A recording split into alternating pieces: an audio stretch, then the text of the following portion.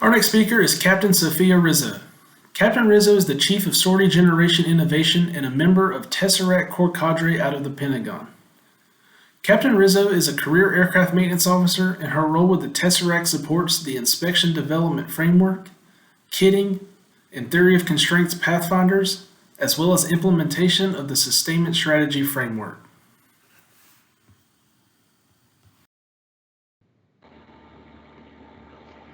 Hello everyone. I'm Chelsea. A little bit of an intro to our main brief afternoon. I'm from the Tesseract extremely humble the opportunity again participate in the low and national symposium. Provide an update on the work that we do unlock readiness by leveraging energy and innovative airmen. On this very event, October 2019, General Hurry shared the main stage, which Major Garrett Hernandez introduced our airstaff innovative named Tesseract. Our goal was to connect the fragmented and fragmented General Barry talks about and align to operationalize the Sustainment Strategic Framework, or the SSF, based on the lessons that we learned through our education with industry fellowships. We also aimed to complement and fit hand in glove with other amazing innovative entities across the DoD, ranging from DIU and AFWorks to Ensign and Kessel Run. Today, Tesseract is now postured to do just that, and we are committed to doing it through 3 strategic objectives. Our readiness flywheel hinges on empowering airmen, connecting them to resources, and accelerating change to drive readiness. But not just any change. We're all familiar with the concept that change for the sake of change is actually more detrimental to our purpose. The change we're focused on should improve not only aircraft readiness, but the quality of life our airmen experience on a daily basis. As a team, we codify our values into tenets and our default behaviors into leadership principles. And each of the projects and pathfinders Tesseract has align to these values and behaviors. As we continue through our presentation, you'll see phrases like bias for action, think big, and experiment and invent. These are a few of our guiding principles, which we have in our culture playbook that help us make decisions and stay consistent. 2 years ago, this was a team of 2 full-time airmen and a half dozen friends who were side hustling this work with us in addition to their full-time jobs. Today, Tesseract has grown to 16 airmen working full-time on multiple projects and pathfinders. And because logistics is a team sport, we're working shoulder to shoulder and screen to screen with a growing network of over 270 liaisons volunteering their time as additional duty innovators to collaborate, implement, and experiment game-changing ideas. Together, we are implementing multiple lines of effort from the SSF, driving sustainment for the future fight, and in the words of our senior advisor, Colonel Chink, generating readiness now. I'm here today to tell you that with bold leadership and support from Lieutenant General Barry, Brigadier General Hurry, and their peers, our small team is leading into a once-in-a-generation opportunity to improve the sustainment enterprise by engaging in full-throttle, airman-approved innovation. At this point, I'd like to introduce you to one of my new teammates, Captain Sophie Rizzo, to take us the rest of the way. I'd also like to offer the rest of the team is here in the chat to answer questions as they arise throughout the talk. So don't be afraid to ask those questions as they come. Our goal is to have a few minutes at the end to field some of those questions live, but either way, we'd love to continue the conversation through either social media or in our virtual booth. With that, Sophie, over to you. Thank you, ma'am. Hello, everyone. As Major Smith mentioned, I'm Captain Sophie Rizzo, and I am very excited and humbled to tell you about the amazing airmen Tesseract gets to partner with on a daily basis. We will spend time today sharing their stories and highlighting the strategic necessity of supporting innovators who think big, show a bias for action, and experiment and invent. Ultimately, that's who General Hurry has said we exist to support. The crazy ones, the misfits and the rebels, who aren't fond of rules or the status quo. We want to partner with airmen out in the world doing the knuckle-busting, back-breaking, mind-numbing work, and empower them to take their ideas to new heights, connect them with resources needed to validate and scale, and accelerate and sustain that change into just the way we do business. In that light, The world's best startup accelerators offer education, mentorship, and resources to help new companies get established and earn market share. Many of the companies that built the apps on your smartphone could not have gotten there without an accelerator getting them to scale. Tesseract exists to be that for you, to give airmen innovators across the A4 enterprise access to comparable resources, to actualize ideas that recover readiness and support our national defense strategy. So no different from how a jet engine takes in and combusts cold air to produce thrust. We collect problem statements and innovative ideas from airmen, partner with them, and produce solutions. We collaborate with thousands of airmen and their ideas to address current problems. We align those ideas with the SSF and strategic priorities to conduct return on investment and feasibility analysis. We then graduate a small number of high potential ideas to experiment with them as projects, where we can prove if the new idea works at one unit or one base. Based on the results of the experimental phase, we look to graduate a handful of projects as pathfinders, a stage in our ideation phase where we validate the enterprise level impact of these concepts. Finally, based on what we learned during the pathfinder stage, we take these solutions and speed the process for formalizing them into policy to sustain the change we need. I'm about to walk you through the stories of 6 initiatives that started with airmen. They started as a seed planted in the minds of our folks pushing pallets in warehouses, taking notes in PME classrooms, or on the flight line with engines running, or spending countless hours in lines of another process just waiting to be revamped. In each case, Tesseract's spot on the Earth staff was able to help navigate the bureaucratic hurdles that stand in the way of decision makers. But it's worth noting, our answer isn't less governance. It's agile governance at the speed of need. In 2019, one of those airmen experienced some frustrations. He thought, a company like Amazon can ship things in one day, and we're the world's greatest Air Force. Why can't we do it like this all the time? What if we could guarantee next day delivery on every in-stock aircraft grounding MyCAP in the continental United States by borrowing a page from the Amazon Prime playbook? For over 2 years, that airman has been working on an initiative that can put in-stock MyCAPs in the hands of maintainer with overnight level service. This airman's name is Major Chip Litchfield. Major Litchfield is a logistics readiness officer, and with Tesseract's partnership, had an opportunity to collaborate with mission partners at the SCOW, IMSC, and DLA, ultimately earning the chance to brief the logistics board and gave it approval to start a pathfinder named MyCAP Prime. MyCAP Prime is being carried on and executed by airmen in the field, like Senior Airman Mellinson of the 438 SCOS.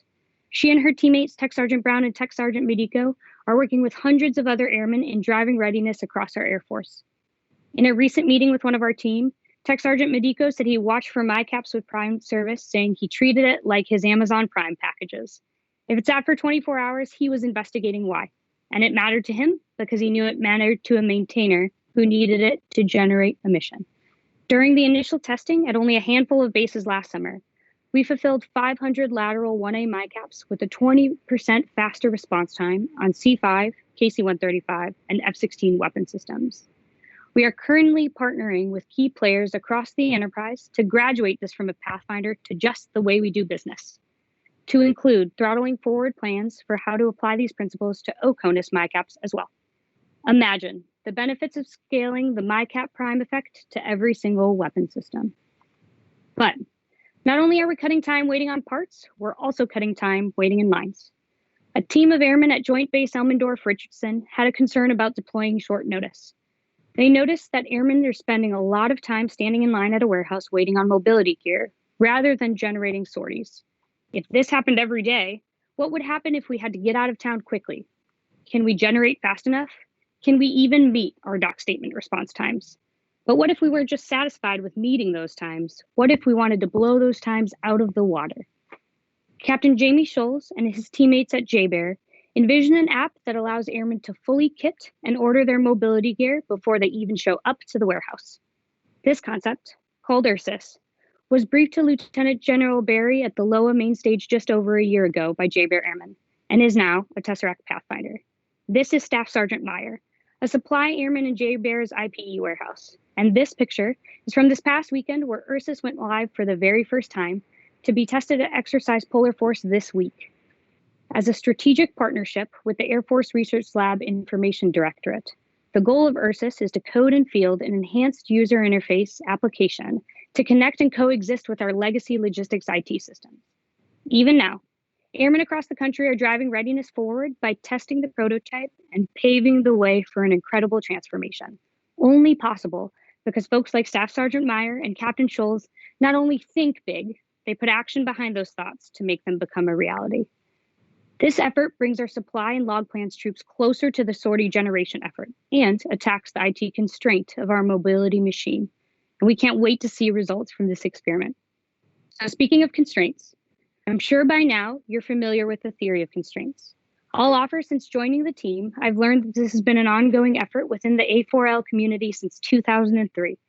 More than that, our depots utilize a management theory called Art of the Possible. They've been using it for quite a while now, and it's also rooted in theory of constraints. Now, as a maintenance officer in the field, I didn't hear about theory of constraints until I went into an out-of-pocket program. And when I did hear about the concept, the word theory made me feel like it was instantly out of my scope to help use as a management philosophy. But with the help of our industry partners and airmen in the field, we're changing that narrative to show that TOC is 100% applicable in everyday sortie generation. Mr. Sridhar Chandra and his team at Goldratt Consulting have been our partners for a long time and are dedicated to help us gain more readiness.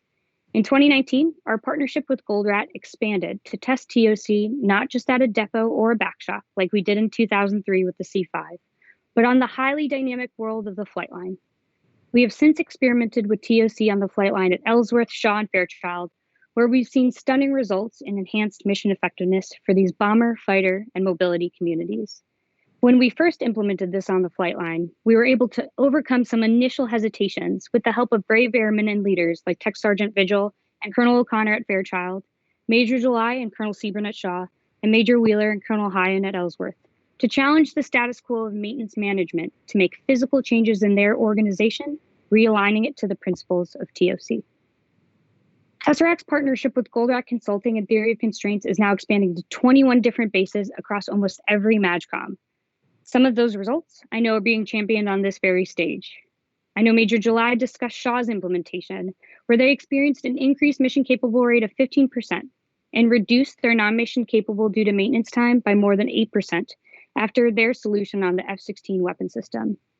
And the 552nd is talking about their wing-wide changes in the E3 ops and maintenance communities, where the team saw a 16% decrease in AWAC sortie attrition and a 17% increase in planning effectiveness by maximizing sortie training utilization, not just hours. But wait, there's more. An airman at Kadena Air Base noted the positive impact that TOC, focus, and flow had on mission generation actions. He and his team wanted to take the TOC resources available to them and make improvements to their mission set now, without waiting for anyone else to tell them they needed it. Major Alex Pagano took best practices he saw at some of the other contracted TOC bases and started iterating within his own AMXS. He, along with his team's Senior Master Sergeant Jordan, Captain Barton, and Captain Browett, experimented for 8 weeks with concepts like work and process control, full kitting, queue time and tracking, and saw measurable improvements in their mission generation, including a 77% reduction in maintenance non-deliveries. Additionally, Kadena got after quality of life goals with their unlocked capacity, shifting to 0 weekend duty and daily cutbacks to return time back to their airmen. These airmen packaged their lessons learned in an implementation strategy called Slingshot, which is now a Tesseract Pathfinder. This photo is Major Pagano teaching Slingshot concepts to the team at Mountain Home Air Force Base in the beta test of this concept. The gunfighter maintenance leaders like Lieutenant Collins and Lieutenant Colonel Byron were the first to raise their hands and say we're ready to be the testbed of this groundbreaking initiative. As A4's Theory of Constraint Center of Excellence, Tesseract aims to be your one-stop shop for the best of logistics business when it comes to TOC. We will stack hands with our contracted and airman partners to continue to generate and deliver readiness returning results. We are collecting the best practices, lessons learned, and case studies of how TOC is being implemented across our enterprise and continue to communicate and share these results with each other. And finally, we will institutionalize these results by partnering with our friends in Force Development and the Air Force Institute of Technology to continue to teach TOC principles in multiple areas of the enlisted and officer education. You will find that TOC principles are the bedrock of many of the initiatives we are pursuing, and our industry partners are also no stranger to its value. Delta Airlines and Georgia Tech Research Institute implemented theory of constraints to cancel maintenance cancellations within Delta operations. Multiple EWE fellows worked hand in hand with these industry and academic partners to adapt and apply the practice of breaking down and fully kitting aircraft maintenance tasks to opportunistically inject health into weapon systems. This initiative is now known as Inspection Development Framework, or IDF, and kitting, and is one of our chartered deliverables as it is a cornerstone concept of the new sustainment strategy. In legacy scheduled maintenance inspections, an aircraft was unavailable to fly for 5 to 7 days, requiring an additional tail to cover flying requirements. With this hypothesis, an aircraft is never unavailable to meet mission requirements due to scheduled maintenance.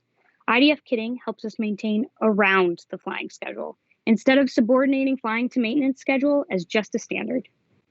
IDF kitting is being tested across the C5 enterprise as we speak.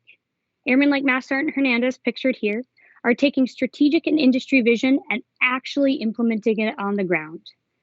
That perspective doesn't stop there. One of these partners in this photo is Mr. Eric Klein, who started the first 15 years of his career as a Delta Airlines flight line maintainer, retired as a general manager, and is now a Georgia Tech research associate.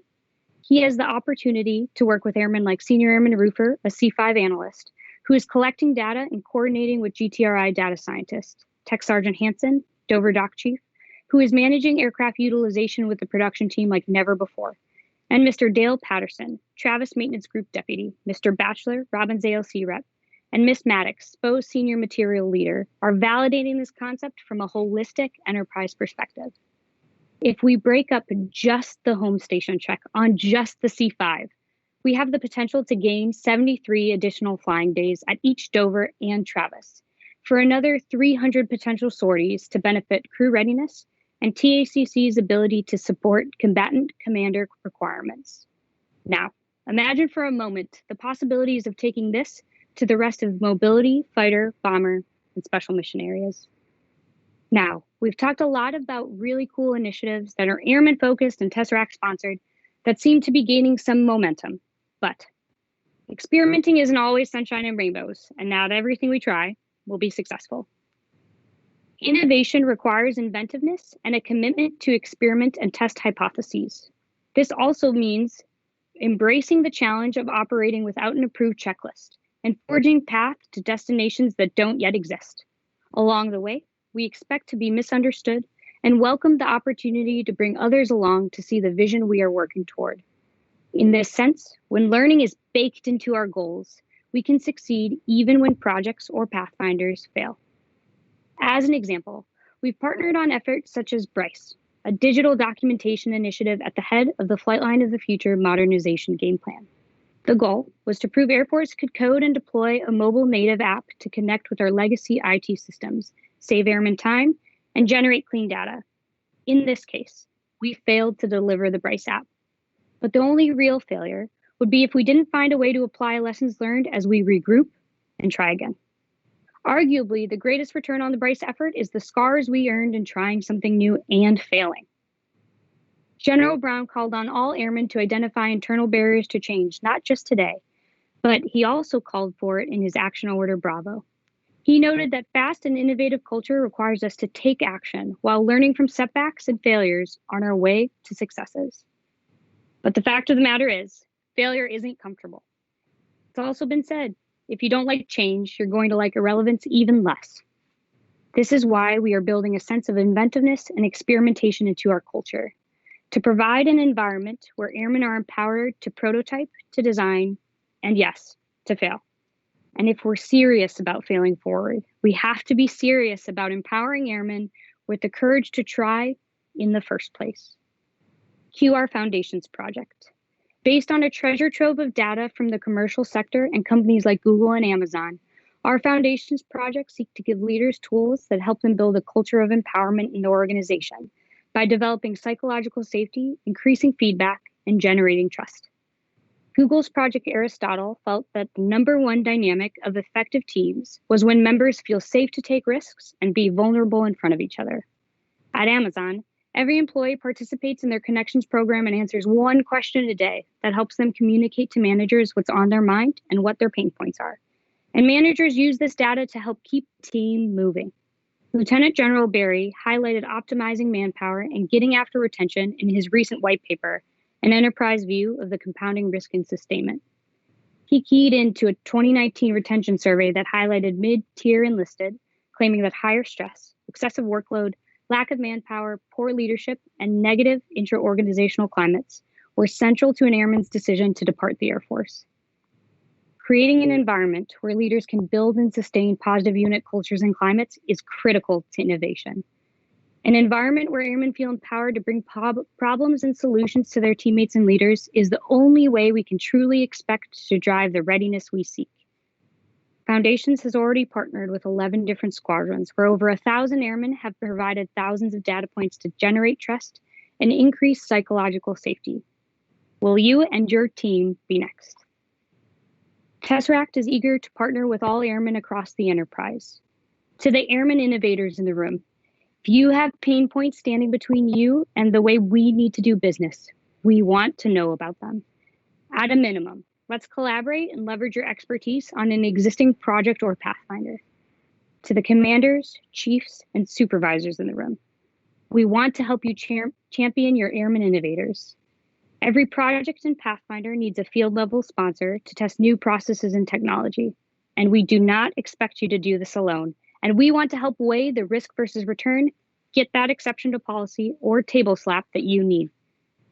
To the senior leaders on the call, we want to thank you in advance for the cover fire and support that you can provide in a single word, email, or slot on your calendar to keep these new initiatives alive. As the chief has stated, we need leaders who ask, why not, when their airmen are engaged in problem solving and propose novel solutions when running into roadblocks. In that light, airmen innovators need your help. Help us make yes and decisions instead of saying no because. And because we believe in going further together instead of faster alone, let's recap on how we can stay connected. If you're up for the challenge, scan the QR code and view our application, and we'll get you connected to a Pathfinder that fits your interest or skill set. Your knowledge, experience, and leadership will make a difference. Let's keep empowering each other to think, speak, and act differently. Keep connecting each other to get to the right resources with agility, and let's accelerate big change and win. With that, everyone, I'd like to end with some gratitude.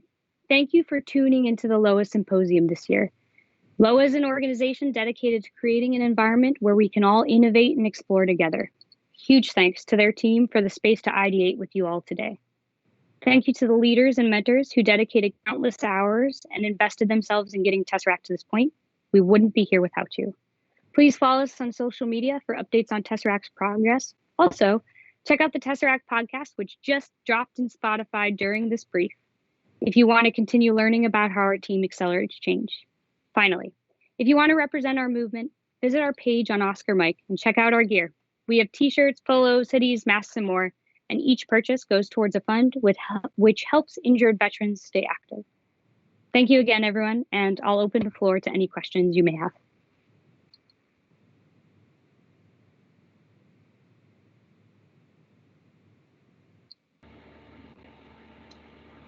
Sophie, I think there's some good conversation happening in the chat, but I don't think there's any questions that have necessarily bubbled up to us yet. In the absence of those questions, I'd love to keep the conversation going for another 5 minutes. Maybe if you can talk a little bit about what your journey has been like on the Tesseract team so far, and specifically when you first got the notification and kind of how you caught wind of this team. I think that would probably be a pretty interesting perspective to share with everyone.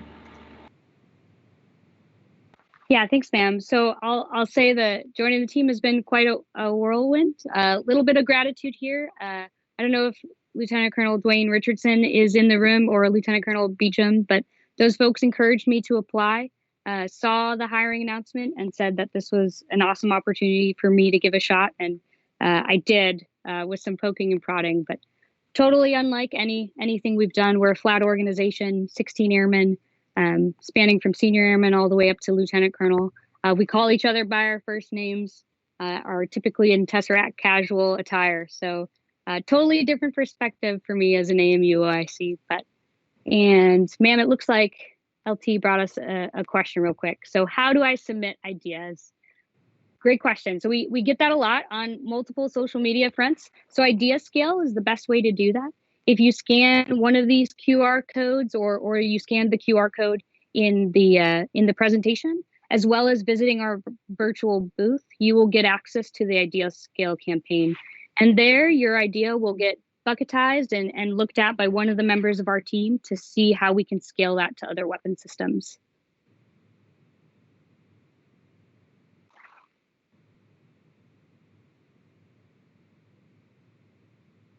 All right, a couple others. What do you think the airmen in the field need out of this initiative? One overarching thing. That's a deep question, but probably empowerment the most. You have a lot of airmen that can actually accomplish things within their own chain of command that are bubbling up to the Tesseract team, and we love it. We love helping connect them to resources, but knowing there are some things in place for a TO change or a tool change or adding something to the TOs. Sometimes airmen just need a helping hand to get to those resources. We're here for you and for them in that regard, but also they sometimes just need that support from the unit level. So that's what I would say, overarching thing airmen in the field need from this initiative. Question, what do you have planned for the next 6 months? So we are working on those projects in Pathfinders. The thing about the Pathfinders is they're still in experimental phase on the weapon systems we have scaled them to. So something like IDF and kitting is on its 4th out of 10 experiments within the C5 HSC, and that's 5 experiments at Dover, 5 experiments from Travis. So although we're seeing some really optimistic results from the first experiment, we are continuously engaged with that team and continuously iterating on that process. Is there a long-term plan for Tesseract or expansions to the MAGCOM or units? So yes, in work. We'd love to be a permanent and credible source for you all for future generations and future teammates to join along. So we're working that. We just got FOC recently. Especially with COVID, that put a lot of things behind schedule, but FOC now, and we're looking to stay here for a couple years to maintain these projects and Pathfinders. Sophie, if I can add a little bit more there, yes, in terms of expansion to the MAGCOMs, that's really where our liaison network is something that we're relying heavily on. As I mentioned in the beginning portion, although there's only 16 team members that are core cadre, that does not limit your ability to be able to incorporate and get working with or included in on the work that we're doing. That liaison network is really where we're leveraging the real-time and field expertise and experiences that are happening out on the flight line and pulling them into those decision-making spaces that we experience as an actual staff entity. So in terms of expanding out not only to the MAGCOMs, but even all the way down to the local and base level, that is what we are ultimately driving to do with that holistic inclusion and that network of innovators all across the enterprise. I think, Sophie, we probably have time for one more question and then we can wrap it up if you have one over there. Yes, ma'am. So we got a question.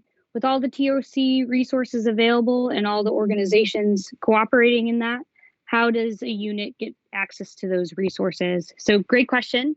I'll tell you from a Sophie perspective, right? When I joined the team, Goldrat was doing it. I heard a name Tesseract. I knew AFIT was doing it. I know they started teaching it at AFLOS.